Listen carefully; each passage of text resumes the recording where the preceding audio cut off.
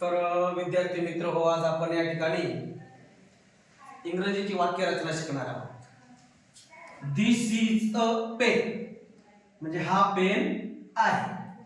आता या ठिकाणी दिस इज अ इथपर्यंत वाक्यरचना आपल्याला जशीची तशी ठेवायची आहे. This is a pen, pen काढून टाकल्यानंतर आपल्याला बुक टाकायचं आहे. This is a book, this is a slate, this is a bag, this is a shirt, this is a chair, this is a glass, this is a TV, this is a duster, this is a notebook, this is a ruler.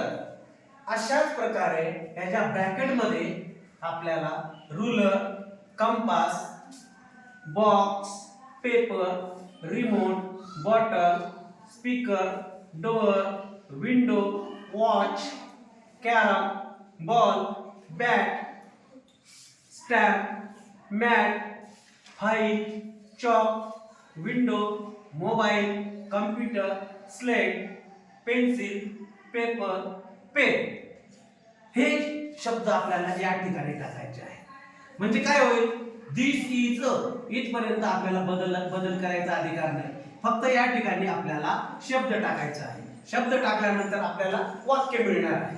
म्हणजे बघा, दिस is a pen, हा pen आहे, बरोबर. मग आता book टाकू आपण. दिस is a book, हे पुस्तक आहे. दिस इज अ बॅग, ही बॅग आहे. दिस इज अ शर्ट, हा शर्ट आहे. अशा प्रकारे वाक्यरचना तयार होते. समजलं?